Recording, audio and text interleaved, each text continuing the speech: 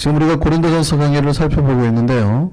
그 김세영 박사의 고린도전서 강의를 중심으로 계속 우리가 살펴보고 있습니다. 보통 우리가 그 구원에 대해서 말할 때 보통 이렇게 말을 하죠. 영혼 구원. 그래서 많은 복음 전도자들이 말할 때, 설교할 때 우리에게 구령의 열정이 있어야 된다 그럽니다. 구령의 열정이 뭡니까? 구령의 열정이 뭐죠? 그럼 구령의 열정이 있어야 된다 설교 들었을 때는 어떻게 반응하셨어요? 구렁이의 열정일까요? 구령의 열정이 뭐예요? 보통 우리가 구령의 열정 그러잖아요. 그 많은 설교자들이 구령의 열정이 있어야 됩니다 그런단 말이죠. 이 구령이 뭐예요? 영혼 구원이에요. 영혼 구원. 그러니까 영혼이 이제 발음하다 보니까 구령이 됐는데 이게 구원이고 뭐예요? 네, 영혼이고. 영혼 구원의 열정이 있어야 된다 이 말입니다. 보통 우리가 구령의 열정 그러면. 그래서 우리가 많은 얘기를 할 때 쉽게 이제 우리가 또 그런 얘기를 합니다. 구원의 열정, 그 영혼의 구원의 열정이 있어야 됩니다. 이렇게 말을 하죠. 뭐 저도 그런 말을 씁니다만. 근데 이 말이 정확한 말은 아니에요. 이 말이 우리가 이 말을대로만 하면 어떻게 드냐면 기독교는 영혼 구원의 종교처럼 들리는 거예요. 영혼 구원에. 이게 무슨 얘기냐면 그럼 우리는 뭐는 구원 안 하고 몸은 구원 안 하고 뭐만? 영혼만 구원하는 것처럼 들린단 말이죠. 그죠? 그러니까 영혼 구원 그러면 우리가 오해될 수 있어요. 충분히. 그러니까 이 영혼 구원이라는 말은 당시 고린도인들이 가지고 있었던 구원론이에요. 그래서 원래 이게 구령의 열정, 영혼 구원이라는 말이 원래 이게 왜곡된 구원 사상에서 사실 온 겁니다. 우리 한국이 제가 말씀드렸죠. 구원파 교리가 워낙 강하다고요, 지금. 이 구원론이 잘못돼가지고 구원파 교리가 굉장히 강하다고 말씀드렸죠. 그게 뭐예요? 예. 그러니까 영혼이 구원을 받았기 때문에 우리 몸은 함부로 해도 된다. 이런 개념이에요. 이미 내가 구원을 받았으니까 내가 육체의 무한한 자유를 허용을 해도 내 구원과는 별개다. 이게 구원파예요. 왜냐하면 내가 이미 구원받은 시점이 언제 있기 때문에 예수를 믿은. 이해되세요? 그러니까 내가 예수를 믿은 게 뭐 2003년 12월 5일이기 때문에 이미 이때 내가 구원을 받았다고 생각하는 거예요. 그래서 항상 묻잖아요. 구원 받으셨습니까? 우리는 잘 모르죠. 잘 모르겠는데요. 언제 구원 받았어요? 잘 모르겠는데요. 구원 받은 건 맞는데 언제 구원 받는지 모르겠는데 그러면 당신 구원 안 받은 거라고 이렇게 나온단 말이죠. 구원파예요. 문제가 되는 거예요. 내가 구원 받은 날을 알 수도 있지만 거의 몰라야 되는 게 정상입니다. 거의 몰라야 되는 게 정상이에요. 구원이라는 건 이례적인 사건으로 확 오는 게 아니기 때문에. 근데 이제 구원파들은 그렇게 안 가르치죠. 그러니까 주로 그들이 말하는 구원이 뭐예요? 영혼의 구원이거든요. 그러니까 잘못된 한국이 대부분 아직도 이런 개념을 많이 가지고 있어요. 요즘에는 많이 바뀌려고 애를 씁니다만. 그러니까 기본적으로 이게 워낙 뿌리가 깊게 박혀 있어서 잘 안 바뀝니다. 그러니까 이제 보통 여기서 이제 습관적으로 나오다 보니까 보통 우리가 전도하자 이 말을 뭐라고 그래요? 영혼 구원. 이렇게 말해버리죠. 근데 정확한 거는 영혼 구원은 아닙니다. 우리가 구원하려는 거는 영혼만 구원하는 게 아니라 뭣도 구원해요? 그래서 우리가 구원하려고 할 때는 그의 삶까지 사실은 케어를 해줘야 되고 누군가가 구원이라는 거는 정확하게는 해방이라는 개념이잖아요. 그럼 뭐에서부터 해방이에요? 죄뿐만 아니라 죄는 영혼만 관계된 거죠. 그의 몸을 얽매이는 있는 죄의 습관. 그래서 안 좋은 것으로부터 우리가 말하는 뭐 술이나 담배도 포함이 되는 부분이죠. 안 좋은 것으로부터 다 해방시키려고 우리가 노력하잖아요. 물론 이제 순차적으로 하는 거죠. 뭐 굳이 술 담배 얽매여가지고 그들이 아직 다른 중요한 그리스도를 영접하는데 방해하려고 할 필요는 없는 거죠. 어쨌든 그럼에도 불구하고 누군가가 한국에 그런 경우가 있었어요. 어떤 사람이 이 좀 지체장애였는데 평생을 계집 같은 데 살았어요. 아시죠? 그래서 SOS 뭐 긴급구조팀이 가가지고 건져냈는데 몇십 년을 개처럼 살았어요. 일을 했는데 정신 지체가 있으니까 안 줘요. 그리고 그 집 주차장에서 개밥을 먹고 살아요. 사람을 사슬 같은 거에 묶고. 그러면 여러분 구원이라는 개념은 뭐예요? 그를 붙들고 예수 영접시키는 거예요? 기독교인이 해야 될 구원이 아닌 겁니다. 그게 다라면 우리는 그를 건져낼 필요가 없어요. 그게 다라면 우리는 가서 그를 붙들고 그 주인과 싸울 필요도 없죠. 싸우면 큰일 나죠. 왜냐면 손해보니까. 그러니까 싸울 필요도 없고 붙들고 어떻게 해서 예수 믿고 자기 의지로 깨어나게 해야 되는 거예요. 근데 그게 아니에요. 우리 기독교인은 영혼과 온몸을 포함한 구원이기 때문에 그가 죄의 사슬이나 아니면 사회적인 구조적인 악에 있어요. 그러니까 누군가가 돈을 제대로 못 받고 부당한 대우를 받고 살거나 그러면은 그런 모든 몸이 당하는 부당한 것으로부터도 해방시켜주는 게 원래 우리 기독교가 추구하는 진정한 구원이에요. 이해되세요? 그래서 남미 가면은 데모 많이 하잖아요. 데모하는 이유가 뭐예요? 몸이 구속당하는 걸 해방시키는 것도 넓은 의미에서는 구원의 개념이거든요. 근데 이게 왜곡된 구원론을 가지고 있으면 우리는 다 뭐예요? 그런 거는 잘못된 신학이라고 생각하는 거예요. 무슨 목사가 데모를 하고 뭐 이렇게 하고 생각하거든요. 그러니까 그거는 잘못된 구원파적인 교리를 가지고 있으니까 몸은 어떻게 상관없어요. 몸은 영혼만 구원받으면 돼요. 그 뭔 빵을 주냐는 거예요. 전도할 때 성교 가서 무슨 빵을 주냐는 거예요. 오직 복음, 말씀, 뭔가 오해하는 거예요. 배가 고파 있는 아이들에게 뭘 줘야 돼요? 빵을 줘야 되는 겁니다. 그래서 배고픔으로부터 해방시켜야 되는 거예요. 거기에 같이 영혼이. 그래서 우리가 생각하는 구원은 전인격적인 구원이에요. 근데 고린도인이 생각했던 구원은요, 아니요. 이거는 별로 중요하지 않아요. 이것만 중요했어요. 우리 기독교가 말하는 구원은요, 원래 영혼의 구원만을 말하는 게 아니라, 그래서 온 몸과 영혼이. 여러분 몸이 중요합니까? 안 중요합니까? 중요합니다. 기독교는 영혼만을 소중히 여기지 않고 몸도 소중히 여겨요. 그래서 영혼과 함께 몸을 아주 중요하게 여겨야 되는 거예요. 영혼의 문제가 오면 몸에 문제가 올까요? 안 올까요? 와요. 옵니다. 몸에 문제가 오면 영혼이 문제가 올까요? 안 와요? 와요. 그러니까 내 몸이 아파도 영이 힘들어요. 물론 건강한 사람들은 또 잘 이겨내긴 하지만 내 몸이 아프잖아요. 영이 건강해요, 안 건강해요? 똑같이 우울해지고 아니면 시험 들어요. 몸이 아픈 것만으로도. 영이 아픈 것만으로도 몸에 질병이 올 수 있습니다. 귀신에 사로잡히거나 그러면 병이 올 수 있습니다. 분명히 상관관계가 있어요. 그러니까 우리는 우리 몸을 함부로 관리하면 안 돼요. 몸을 함부로 해서 죄를 가까이 하면 영혼이 더럽혀지게 되는 겁니다. 근데 고린도 교회는 어떻게 생각한 거예요? 오직 영혼. 우리가 많이 미스하는 부분이 그거예요. 오직 영혼. 그러니까 이 몸의 물론 약간 진보적인 교단은 그러니까 너무 여기에만 또 매달려요. 그러니까 복음 예수 그리스도 십자가보다는 우선 바른 삶이 중요하다고 그래갖고 자꾸 그냥 그런 것만 가는 거예요. 너무 또 그쪽으로만 가서 맨 데모만 하고 나쁘다는 뜻은 아닌데 맨 데모만 하고 자꾸 그러면 또 사라지는 거죠 이게. 그러니까 밸런스가 참 중요해요. 밸런스가. 그들의 자유함과 그러니까 물질적으로는 여러 가지 것들 해방된 거를 같이 건져주면서 거기에 십자가도 더 해줘야 돼요. 그러니까 클리닉을 세우면서 거기에 같이 뭐요? 교회도 세우고. 교회만 세우는 거는 사실은 선교회는 좀 부족해요. 그러니까 교회를 세우면서 거기에 병원이나 학교나 아이들이 놀 수 있는 운동시설 있죠. 뭐 테니스나 축구를 좋아하면 축구할 수 있는 같이 가야 돼요. 그렇게. 그래서 아이들이 그 가난한 데 아이들은 평생 운동 못하고 살잖아요. 그러면 몸이 얽매여 있는 거예요. 그럼 그 아이들 자유하게 해줘야 돼. 이게 하나의 구원 개념에서 넓은 차원의 구원 개념에 다 포함이 되는 겁니다. 몸이 아이들을 자유하게 해주는 것도 학교 못 다니는 아이들에게 학교 다니게 해주는 것도 이해되시죠? 이게 교회가 다 할 일이에요.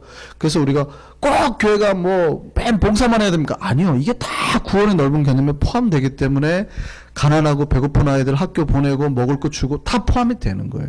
잘못된 구원론에서는 맨 영혼만, 그냥 자꾸 복음만 전하죠. 복음만.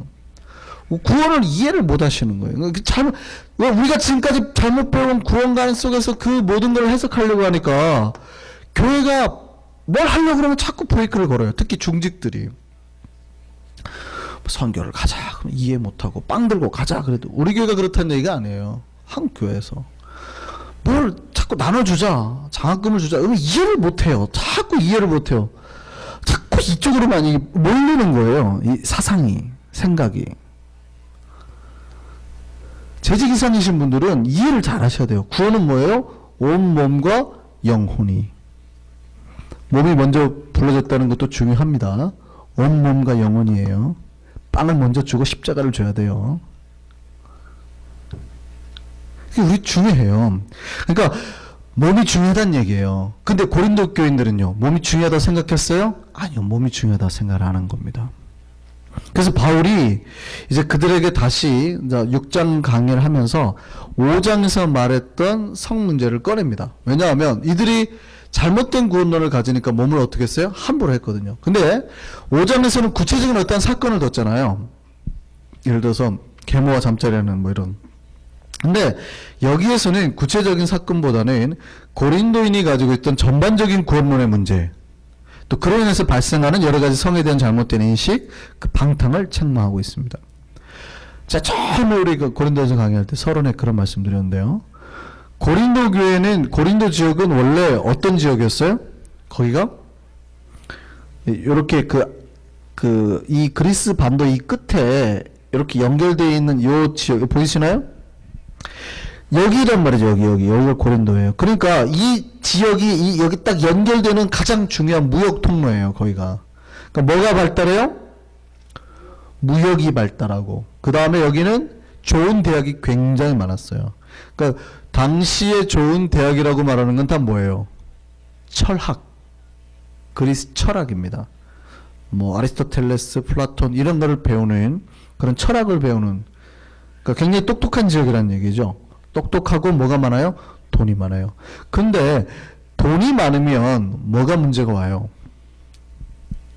이게 참 애매해요. 돈이 많으면요, 만고의 진리예요. 항상 역사는 말하는데 돈은 뭐와 관계가 된대요? 죄와 특별히 방탕과 관련이 된대요. 우리는 예수를 믿으면 돈이 많아질 거라고 생각을 하고 하나님 돈 많게 해주세요 그러는데, 모든 역사가 진리가 말하는 건 돈이 많아지면 죄로 가거든요. 그러니까 성경이 뭐가 일만하게 뿌리라고요? 돈을 사랑하는 게 일만하게 뿌리라고. 근데 우리는 하나님을 사랑하면 돈이 많아질 거라는 오해들을 항상 많이 하시긴 합니다. 제가 뭘 선택해야 될지는 잘 모르겠어요. 여러분이 부하게 되는 건 좋은데, 여러분이 부하게 될수록 뭐를 조심해야 되는지 아세요? 진짜 이거에 예민해야 돼요. 100이면 100 넘어진대잖아요. 역사가 말하는. 돈이 많아요. 그러니까 무역이 왕성하니까 고린도 지역에 있던 속담이 하나 있다고 그랬죠. 제가 뭐요? 고린도인처럼 산다. 이런 속담 제가 잘 처음에 말씀드렸어요. 이게 무슨 말이라고요? 고린도인처럼 산다가 아주 방탕하게 산다 이 말이에요. 성적으로 아주 문란하게 산다. 근데 고린도인이 그만큼 문란하게 살았어요. 그러니까 그 지역 자체가 돈이 많고 무역이 많고 이러니까 아주 문란했어요. 또 이게 종교적으로도 같이 포함이 되는 이야기입니다. 근데 그런 곳에 거주하던 사람이, 과거에 그런 삶을 살던 사람이 이제 신앙생활을 했어요. 예수를 믿었어요. 그러면 과거에 살던 나의 습관이 내가 신앙생활하는데 문제가 될까요, 안 될까요? 이게 참 어려운 겁니다. 과거에 내가 어떤 직장을 가졌느냐가 교회에 들어와가지고 굉장히 큰 영향을 미치고요. 과거에 내가 어떤 죄에 몸담았느냐가 교회 와가지고 거의 영향력을 미쳐요. 제가 아프리카에서 선교할 때 교회 집사가 있었습니다. 제가 이제 아동부 이렇게 설교를 하면 이제 영어로 설교하잖아요. 그러면 옆에 있던 그 집사가 이제 스와힐리어로, 그 아프리카 말로 이렇게 번역을 해서, 아이들은 영어를 잘 못하니까 이제 학교 다니는 아이들은 영어를 좀 잘해요. 근데 그 또 더 어린 아이들은 영어를 잘 못합니다. 다 아프리카 스와힐리어를 하죠. 그러니까 뭐 우리가 여러분이 그 라이언킹 영화를 보면, 그 애니메이션 보면 그런 노래 나오죠. 뭐 하쿠나 마타타 뭐 해가지고, 하쿠나 마타타가 no problem 그 뜻이잖아요. 하쿠나 마타타 이게 스와힐리어거든요. 뭐 노래도 그런 거 있죠. 그 찬양 중에서 뭐 잠보 뭐 사나 하바니 카니 무주리 사나 뭐 이런 노래 있어요. 와게니 무크샤 케냐 예수 하쿠나 마타타 이런 노래 있어요. 그러니까 케냐에 예수가 계시니 문제 없다 뭐 이런 노래예요. 근데 다 스와힐리어입니다. 그 우리 집사가 제가 아프리카 있을 때 집사가 그 이제 교회가 있었어요. 교회가 있고 그 교회가 이제 우리 사택하고는 굉장히 멀리 떨어져 있어요. 차로 막 40-50분 이상 가야 되는 지역이고요. 선교사들이 그들과 같이 살기엔 좀 어려워요. 문화나 뭐 이런 게 되게 위험해요. 그 사람들은 칼 이런 걸 들고 뭐 밤에 도둑 우리가 말하는 무서워 보이는 거는 한 청령 언어도 같이 생긴 이런 칼 판가라고 그러는데요. 농사할 때 짓는 칼인데 이런 거를 20-30명이 들고 밤에 들어와 버리니까 거기는 딱 그 세큐리티가 지키는 지역, 총 들고 지키는 지역 안에서만 선교사들이 주로 살아야 돼요. 사실은 그들과 함께 산다는 건 거의 불가능합니다. 왜냐하면 차나 뭘 가질 수가 없어요. 뭐 전화기 한 대만 가져도 그들에게는 굉장히 비싼 거니까 들어와서 밤에 뭐 사람 죽여버려 가져가니까 현실적으로는 조금 불가능한 뭐 그들과 왜 당신들은 원주민과 안 삽니까? 이거는 성경을 거의 모르시는 분들이 하는 말이 아닌가. 그러니까 문화에 따라서 달리 할 수 있습니다. 어쨌든요. 근데 저희는 그러니까 선교사 사는 집은 따로 있고 이제 교회가 멀리 떨어져 있죠. 교회는 이제 그 사람들 가는 데 살아야 되니까. 근데 자주 가죠. 목요일날 가서 애들하고 마라톤도 하고, 주일날 가서 찬양하고, 뭐 운동도 가르치고, 뭐 이렇게 하는데, 대신에 관리할 사람이 필요하니까, 이제 관리 집사를 한 명 두고 살아요. 근데 젊은 친구예요. 당시 27살이었는데, 마라토너였어요. 운동을 되게 잘하는. 성격도 좋고, 뭐, 아이들이랑 잘 지내기도 하고, 이렇게, 제가 이렇게 영어로 설교하면 스와힐리어로 번역도 하고, 그랬습니다. 근데, 이 친구에게 문제가 있었어요. 다 좋은데, 이 친구가, 나중에 이제 드러나는 건데, 여자가 있었던 거예요. 여자가 있는데, 그것도 그냥 여자가 아니고, 와이프가 있었습니다. 아기도 있었고, 우리가 살던 사택으로 찾아왔더라고요. 그러니까 이미 결혼한 거였어요. 둘이나 있었어요. 근데 이 친구는 이제 우간다 친구였는데 우간다하고 케냐하고 가깝거든요. 근데 우간다 친구였는데 아내가 거기서부터 찾아왔어요. 얘를 이름이 이제 사이먼인데 사이먼을 만나러 왔어요. 근데 이 친구가 그동안에 어떤 일이 있냐. 우리는 이제 떨어져 있으니까 사택하고 지내면서 혼자 외로우니까 주변의 여자들을 다 데려와가지고 잠자리를 한 겁니다. 근데 그거 나중에 이제 좀 그게 큰 문제가 됐어요. 근데 이게 이 친구가 집사고 예수를 믿고 굉장히 그 신앙생활 잘하는데도 불구하고 아프리카 부족인들이 가지고 있는 전통 문화가 있어요. 왜냐면 부족 간에 전쟁을 하잖아요. 그럼 여자들 다 여자 소유물이에요, 소유물. 별로 그런 성에 대한 개념이 없습니다. 그러니까 예수를 믿었다 하더라도 과거에 자기가 가지고 있던 습관이나 이런 걸 버려요, 못 버려요? 못 버린다. 이런 게요, 우리가 있어요. 고린도인들도 그랬어요. 자기들이 예수를 믿었음에도 불구하고 과거의 습관과 관습을 그대로 교회로 들어왔다는 거예요. 우리도 똑같습니다. 뭐냐면, 우리가 예수를 믿을 때요, 과거에 내가 가졌던 안 좋은 습관들을 단절하고 오면 좋은데, 이게 단절이 돼야 안 돼요? 그대로 들어옵니다. 학교 선생님들이 한국에서 학교 선생님들이 보통 예수를 믿으면 교회 와가지고 교회학교 선생을 합니다. 그럼 어떻게 하는 줄 아세요? 아주 웃깁니다. 웃겨요. 학교에서 애들 했던 대로 해요. 한국은 이제 이거 해체를 들고 해야 되니까 지팡이 이거 막대기 하나 들고 이놈들 예배 때 누가 떴더라 이러고 가르쳐요. 그러니까 내가 했던 방식을 그대로 하는 거예요. 교회인데. 뿐입니까? 한국에서 재정 보신 분들을 갖고 이제 누구에게 재정을 맡기냐면 장사하시거나 이렇게 또 이게 회계관리 일을 잘하신 분에게 재정을 맡겨요. 그러니까 그런 분들 재정 보려고 하니까 이분이요 과거에 장사한 대로 교회 재정을 쓰려고 그래요. 교회라는 데는 어떤 데예요?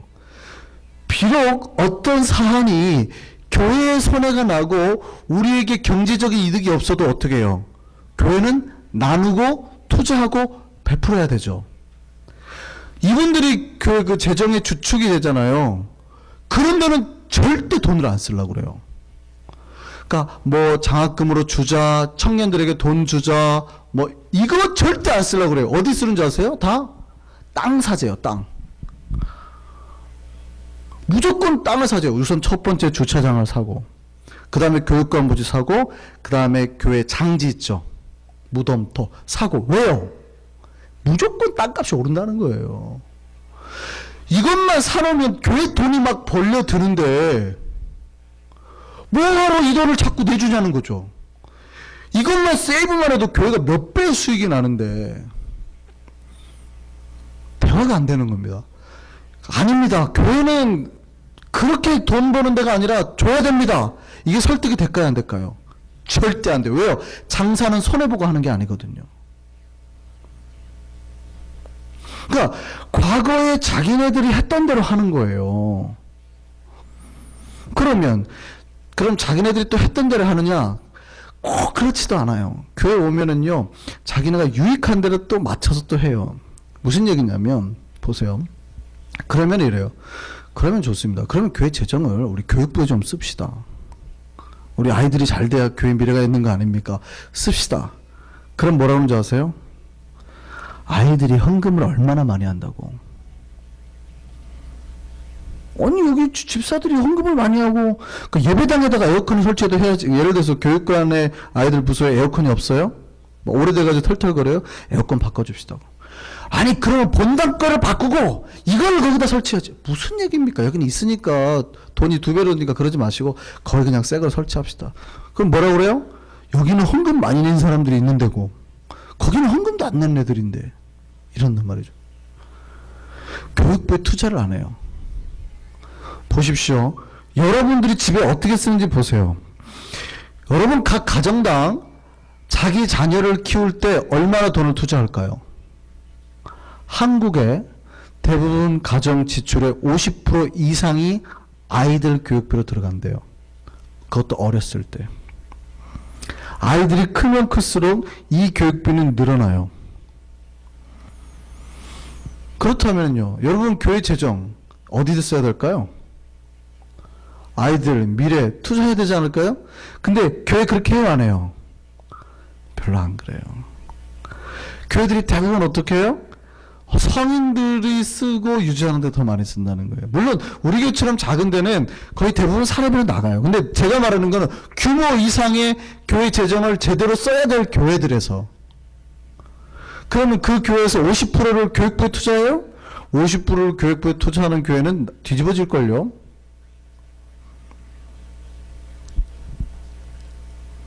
그러니까 참 자기들의 논리에 맞겠어요. 그러니까 세상에서 안 좋은 습관 들어오고 교회 안에서 배운 하나님의 뜻은 아니고 자기 뜻대로.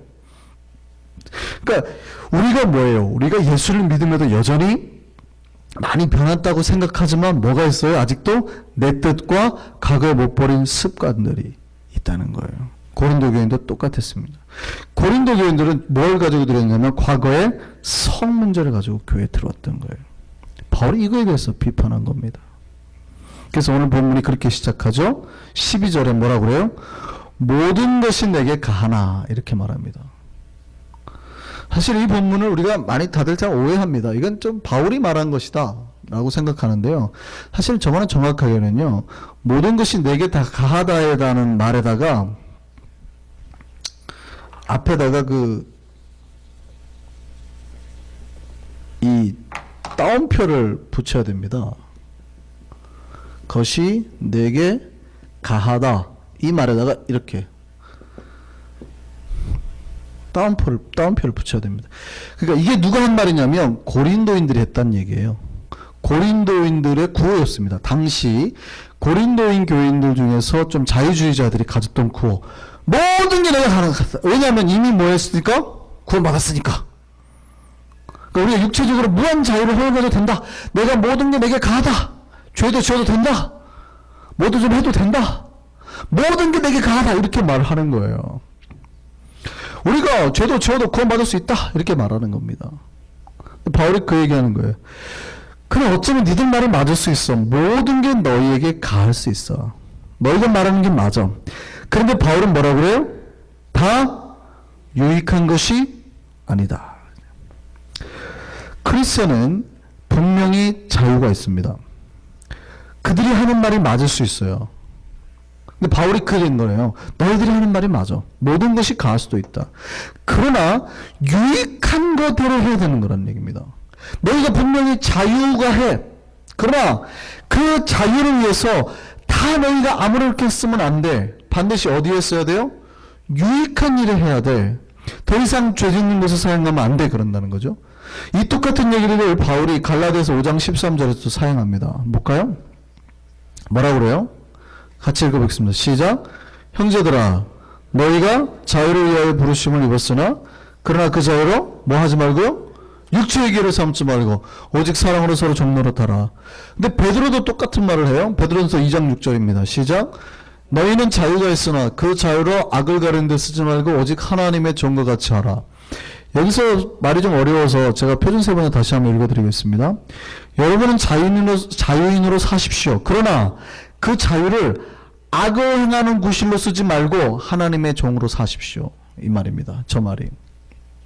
그러니까 바울의 말이나 베드로의 말이나 뭐예요? 우리가 분명히 자유를 위해서 부르요. 자유라는 말은 뭐예요? 해방, 구원받았다는 얘기죠. 그러니까 우리가 해방되었는데, 그러니 내가 모든 것이 가해요, 안 해요? 가하죠. 그러나 모든 것이 가하지만 내가 칼을 들어서 내 몸을 해할 자유도 나에게 있어요. 그죠? 자유하다는 얘기는 그런 얘기거든요. 내가 칼을 들어서 내 몸을 해야 할 자유도 있어요. 근데 그렇게 하면 돼요, 안 돼요? 바보죠. 그 자유가 없다는 게 아니에요. 근데 너를 결국 풀어놨더니 갑자기 막 이 사람이 막 자기를 해요. 그럼 돼요, 안 돼요? 안 된다는 얘기예요, 이 바보 같은 놈아. 그걸 가지고 유익한 일에 써야지. 자유한 건 맞지. 근데 왜 그거를 너를 다시 또 죄를 짓는 일에 써? 그 얘기를 말하는 겁니다. 그래서 오직 뭐 하는 거예요? 뭐 하는 거에 쓰라고요? 사랑으로서 서로 종노릇하는 데 쓰라는 거예요. 그 다음에 교회에 유익한 행동하는 데 쓰라는 거예요. 그러면서 두 번째 바울이 12절에 또 말하죠. 또 반복합니다. 모든 것이 내게 가하나. 똑같은 얘기예요. 코테이션 마크 해야 됩니다. 그러니까 따옴표가 붙었어요. 모든 것이 내게 가하나. 그런데 그것으로 뭐 하지 말라요? 무엇이든지 얽매이지 아니하리라. 이 말은 무슨 얘기냐면 분명히 우리가 자유자입니다. 근데 내가 모든 것을 할 수 있다고 함부로 말하는 거는요, 사실은 진짜 자유가 아니라는 거예요. 바울은 그 얘기하는 겁니다. 내가 모든 것이 다 하지만 다시 얽매이지 않겠다 이 말입니다. 그 얘기는 사실 내가 이제 수갑에 차였다가 죄의 수갑에서 해방이 됐어요. 그럼 내가 뭘 할 수 있는 자유가 있잖아요. 어떤 자유도 있어요? 이 수갑을 들어서 다시 내 손목에 채울 자유가 있어요, 없어요? 있지요. 그 자유가 있어요. 이 수갑을 들어서 다시 내 손목에 채울 자유가 있어요. 그런데 이 수갑을 들어서 내 손목에 채울 자유가 있다고 해가지고 탁 채우면 내가 자유가 생겨요, 안 생겨요? 사라져버리죠. 그 얘기예요. 너희가 자유가 있다고 해서 다시 죄에 얽매이는 것, 죄로 나를 똘똘 묶는 거는 바보 같은 짓이라는 거예요. 이거는 자유가 아니라 너 스스로를 얽매이는 거다 이 말이에요. 죄를 짓는 것. 그러니까 우리가 모든 것이 가하지만 나를 해하거나 다시 나를 수갑 채우는 묶어버리는 거는 뭐예요? 유익하지도 않고 자유하지도 않고. 이해되세요? 그러니까 우리가 하나님의 앞에 분명히 자유함을 입었어요. 십자가로 말미암아 여러분이 뭘 해도 돼요. 근데 우리가 갑자기 막 나를 해하고 나를 다시 수갑 채우면 이게 원래 해방된 하나님의 뜻의 본뜻에 맞아요, 틀려요? 안 맞죠. 근데 바울이 보기에는 고린도 교인들이 어떻게 하고 있다는 얘기예요. 딱 보니 그렇게 하고 저런 어리석은 것. 자유하자고 했더니 갑자기 지를 해하고 있네. 자유하자고 했더니 다시 그 죄에 얽매여 있던 수갑을 들어서 또 죄를 채우네. 이런 바보 같은. 딱 그 말이에요. 이해되세요? 고린도 교인들이 뭐 하고 있어요? 예수 믿는다고 해놓고 성적인 물러남으로 죄의 방종을 하고 있다는. 그러니까 다시 죄의 노예가 돼서 스스로를 묶고 있다는 겁니다. 참 자유를 누리라 그 말이죠. 왜요? 그 문제가 왜 생겼어요? 고린도 교인들은 이 구원론에서 잘못 오해가 왔거든요. 고린도인들이 그 다음 했던 말이 뭐예요? 음식은 13절에 배를 위하여 있고 배는 음식을 위하여 있다. 이 말도 똑같아요. 고린도인들의 당시 구호였습니다. 이미 구원받고 영혼에 대한 자유, 영혼에 대한 구원에 대한 개념, 자유에 대해서만 생각을 하니까 몸은 고린도인들 생각한 게 몸은 뭐예요? 필요 없어요.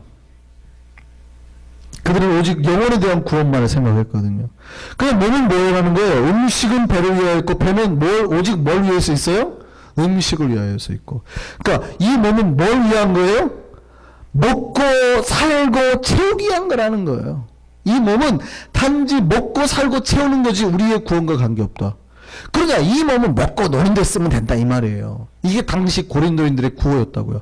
내 몸은 쾌락 속에 써라. 먹고 노는 도구 속에 써라. 단지 몸은 음식 채우기 위한 공간, 더 이상 의미가 없다. 그러면 어떻게 해요? 그렇게 생각했던 사람들이 몸을 함부로 굴리죠. 근데 바울은요, 바울에게 몸은 어떤 의미입니까? 고깃덩이에요? 아니에요. 바울은요, 바울이 말한 몸, 그러니까 바울이 말한 구원에서의 몸은 어떤 개념이에요? 인간 그 자체예요. 나중에 이게 몸이 뭘로 바뀌어요? 이게 몸이 뭘로 바뀌어요? 여러분 몸이 뭘로 바뀌어요? 영적인 몸이 신령한 몸으로 바뀐다고요. 여러분 부활할 때, 주님께서 오신 날, 여러분 죽고 다시 부활할 때, 여러분 몸이 뭘로 바뀌어요? 영적인 몸으로 바뀌는 겁니다. 예수님 부활하시고 몸이 바뀌었어요. 그죠? 몸이 바뀌었어요. 똑같아요. 여러분 지금 이 몸이 나중에 주님 다시 오신 날 우리가 부활할 때 영원히 부활하는 게 아닙니다. 영혼과 함께 여러분의 바디도 똑같이 부활하는 겁니다. 그러니까 우리의 이 몸은 뭐예요? 부활할 몸이라고요. 영혼만 부활해요? 그러면 큰일 나요. 구원파예요. 구원파. 여러분 몸이 소중해요? 안 소중해요? 소중합니다. 육체의 부활은 아닙니다. 이게 부활이 아니라 여러분의 형상, 바디가, 몸이 부활한다는 얘기예요. 물론 헬라어로서는 구분하지만 원어상으로는 구분하기가 참 어려워요. 그래서 많이 교인들이 헷갈려하는 게, 그러면 목사님 교통사고로 죽은 우리 엄마는 어떡합니까? 나중에 우리가 부활해서 만나면 이 팔이 부러진 상태로 만나야 되나요? 뭐 피가 흘린 상태로. 참 그거는 사르크스고요. 그게 아니에요. 소마, 바디, 우리의 형상, 몸이 부활하는 거예요. 그러니까 그때는 늙지도 않죠.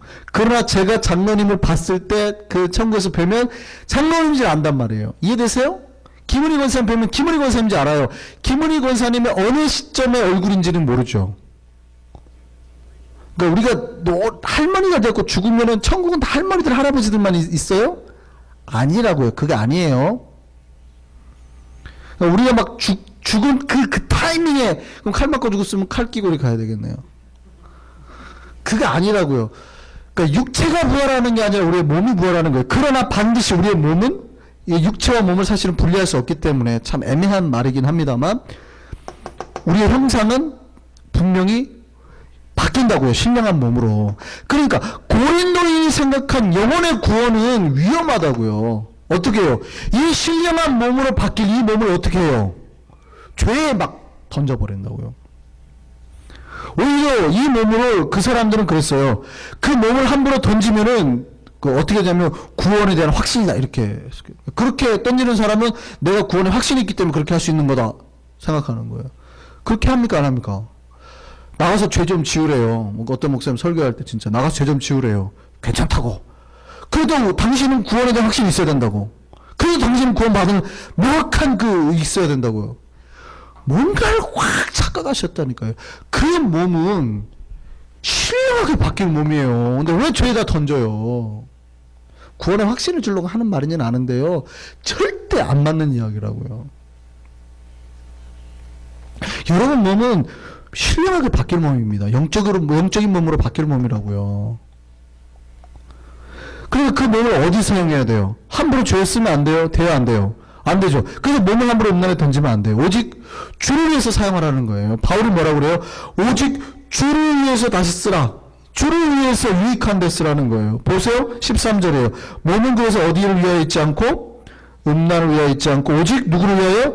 주를 위하여 있으며 주는 뭐를 위하여? 몸을 위하여 계시느니라. 왜요? 주가 우리의 영혼을 위하여라고 하지 않고 우리의 몸을 위하여. 왜? 우리의 몸은 뭐니까? 예수님의 바디니까. 그 부품부터 파트니까. 그러니까 바울에게는 우리의 몸이 단순한 고깃덩이에요? 아니에요, 아니에요. 그러니까 이 몸을 고린도인들이 함부로 썼단 말이죠. 이 영혼의 구원을 생각하고 영혼의 구원만 생각하고 몸을 함부로 썼어요. 그래가지고 음란에 던졌더니 바울이 뭐라고 그래요? 너희가 이 몸으로 가지고 창기와 연합하면 뭐가 되고? 창기와 하나가 되고. 그죠? 창녀 하나가 되고. 그 얘기는 무슨 얘기냐면 오늘 뭐라고 그래요? 창세기 2장 25절 말씀이죠. 둘이 한 육체가 된다 하셨나니 이 말이 무슨 말이에요? 창세기 2장 24절은 뭐예요? 하나님 남자 여자를 만드시고 둘이 합하여 뭐가 되고? 하나가 되고. 그렇게 된다 한 말을 너희가 알지 못하느냐? 그러므로 너희가 만약에 이 신령하게 바뀔 거룩한 몸, 이 구원의 몸을 가지고 만약에 던져서 음란에 던져서 그 하나가 되면 뭐가 하나 되는 거예요? 창기와 하나가 되니 뭐가요? 하나가 되는 순간 죄 덩어리가 돼버리는 거죠. 다시 이해되세요? 죄인 상태와 내가 하나가 됐으니 죄와 하나가 된단 말이에요. 그러면 하나님의 거룩한 몸이 된 이 몸이 죄와 하나가 되면 됩니까? 안 됩니까? 안 된다는 말이에요. 근데 고린도인들은 어떻게 했다고요? 죄와 한 덩이가 되어 있는데 자기가 죄에 있는지를 몰라요. 구원받았다고 헤헤 그러고 있다고요. 그리고 오히려 나는 그래도 확신이 있기 때문에 그러니까 교인들이 잘한다. 당신은 그래도 구원받을 그 확신이 있네. 믿음 좋네. 이러고 있단 말이죠. 바울이 보니까 엉망이라는. 그러니까 고린도인들은 산다가 엄청 방탕하게 산다는데 그 세상 사는 고린도인들이 고린도 교회인을 보고 놀린대잖아요.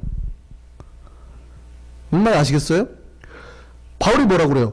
야, 세상 사람도 니들처럼은 안 산다, 야. 이러잖아요.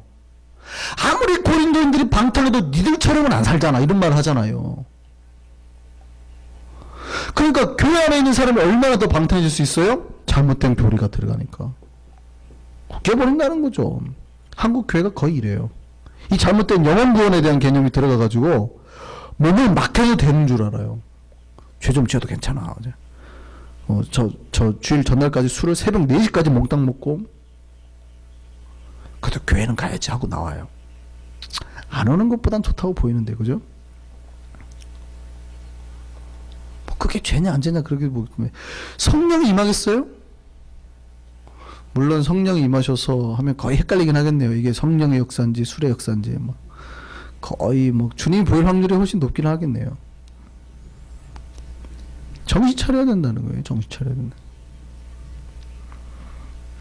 그러니까 우리는 뭐와 연합하자는 거예요? 바울이 뭐와 연합하자요? 17절 보세요. 누구와 합하는 자는? 주님과 합하는 자는. 그러니까 우리가 그래서 이 몸을 어디다 던지자는 거예요? 죄에 창기에 던지지 말고 주님께 던져라. 주님과 하나 되라. 그러면 어떻게 돼요? 주님과 하나 된다면 어떻게 될까요? 우리가 주님 같은 형상의 소유자가 되고 주의 영이 가득한 곳이 된다는 거예요. 주의 영이 가득한 곳이 어디예요? 주의 영이 가득한 곳이 성령의 전이죠. 주의 영은 성령이에요. 성령의 전이죠. 그러니까 구원받은 백성 보세요. 예수께서 십자가에서 죽으시고 값을 지불합니다. 예수께서 죽으시고 그 값을 핏값을 지불해요. 누구에게요? 우리 각자의 몸을 살려고 지불해요. 그러면 죄에다가 그걸 지불한 것을 우리가 하나님의 소유가 되었어요. 그러면 하나님은 우리 몸을 구입해가지고 무엇을 하려고 할까요? 우리 몸을 사가지고 뭐에 쓰려고요? 죄에 쓰려고요? 주님 거하시는 집 만들려고요. 하나님 집 만들려고요. 그래서 여러분의 몸이 뭐예요? 그 성령의 전이에요. 그래서 너희 몸은 뭐라고요? 성령의 전. 19절 보세요. 너희 몸은 너희가 하나님께로부터 받은 바, 왜냐하면 하나님이 사셨으니까 하나님께로부터 받은 바 너희 가운데 계신 뭐인지를 알지 못하느냐? 성령의 전인 걸 알지 못하느냐. 그래서 20절 보세요. 뭐라고요? 값으로 산 것이 되었으니. 예수의 핏값으로 샀다고요. 뭐에 쓰려고? 하나님의 영과 주님의 영과 우리 몸을 연합하고 일치시켜서 그 안에 주님이 거하시는 천 만들려고요. 근데 이 전을 가지고 함부로 굴려도 돼요, 안 돼요? 안 돼요. 그러니까 몸의 구원에 대해서 개념이 전혀 없어요. 크리스천들이. 이 몸에 다 영혼의 구원만 있어요. 영혼의 구원만. 이 몸은 그래서 성령이 거하시는 전이에요. 함부로 하면 됩니까? 안 됩니까? 안 되는 겁니다. 그래서 여러분이 영혼이 구원받은지 안 받은지는 모르죠. 왜냐면 안 보이니까. 근데 구원받은지 안 받은지는 여러분 몸으로 결정되는 거예요. 당연하죠. 눈에 보이는 몸이니까. 그 몸이 거룩해지면 구원받았구나 알 수 있고, 그의 말하는 거나 생각하는 거나 삶이 바뀌면. 그래서 구원받은 자의 제자도의 그 모든 결정의 훈련은 뭐예요? 이 몸의 변화를 훈련시키는 겁니다. 영혼의 변화는 모르잖아요. 이 몸의 변화, 말의 변화, 생각의 변화, 삶의 변화, 다 몸의 변화 아니에요. 제자도는. 몸이 얼마나 중요한지 아시겠어요? 그럼 여러분이 질문합니다. 여러분 혹시 주님과 연합하려고 해야 될 몸으로 여러분 날마다 몸을 쓰십니까? 아니면 죄 지을 곳에 당당하게 그냥 죄와 연합하기 위해서 그 몸을 던지십니까? 우리 몸으로 하나님과 연합하고 하나님께 영광 돌리는 삶을 살기를 소망합니다. 그래야 됩니다. 이게 결단이에요. 우리의 결단. 평생 우리가 죄를 안 짓는다는 거 아닙니다. 저도 죄 짓고 여러분도 앞으로 얼마나 지을 겁니다.